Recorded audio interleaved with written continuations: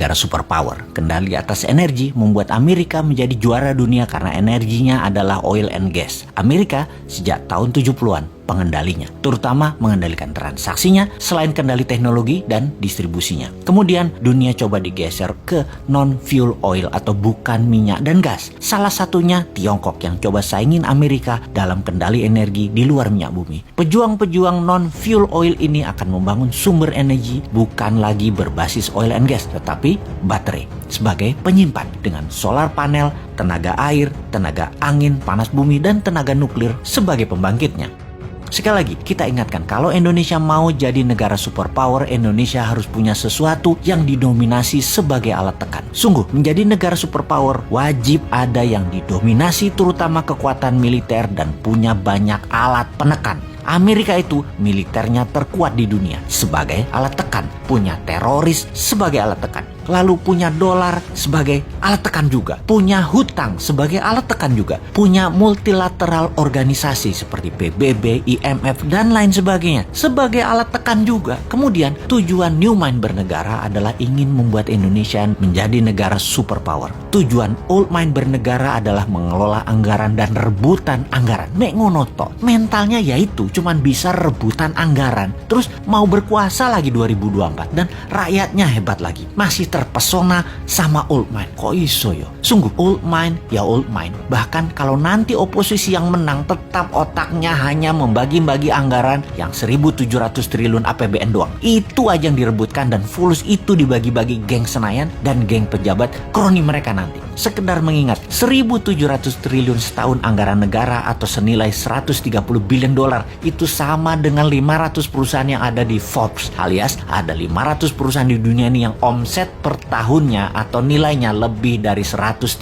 billion dolar. GE misalnya, omsetnya 250 billion dolar, lebih besar dari APBN Indonesia, dan untuk mengelolanya hanya perlu seorang CEO, bukan presiden. Bahkan tidak harus membelah dua negara, bukan harus membelah kampret, cebong, kadal gurun. Membelah dua bangsa Indonesia itu tidak saling tuduh antar ras, yang satu berbungkus agama, yang satu berbungkus materi jadi takut miskin. Alphabet misalnya, perusahaannya Google, nilainya kalau valuasinya saat ini adalah 600 billion dolar. Tesla itu 300 billion dolar. Apple 1.000 billion dolar atau 8 kali APBN Indonesia. Semuanya jauh di atas APBN Indonesia yang diperebutkan setiap 5 tahunan oleh para politisi yang niatnya katanya untuk rakyat padahal tidak. Makanya kalau Old Mind masih mau jadi pemimpin, paling pol yaitu eker-ekeran APBN. Beda kalau New Mind yang jadi, asli beda, nggak rebutan APBN, pada rebutan punya proyek bisnis pribadi dan korporasi yang berjalan baik karena mereka nanti bisa dapat pinjaman 5 kali lipat dari nilai aset yang bunganya 0%. Jadi APBN yang dalam setahun nilainya 130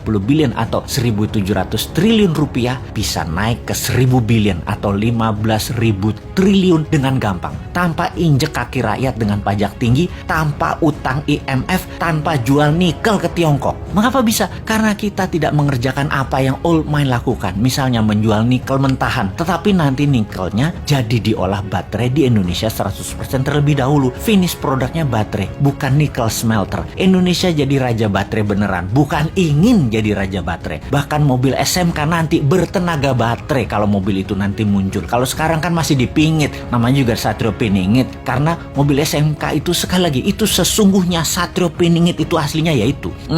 Tapi maaf nih ya, kita ada ketakutannya. Apa yang kita takutkan nih kaum New Mind? Yang New Mind takutkan dalam 3 tahun lagi cadangan nikelnya habis dihajar Tiongkok dan kita nggak ada sisa apa-apa. Jadi deh Tiongkok punya cadangan nikel processes untuk 20 tahun ke depan dan jadi raja baterai dunia.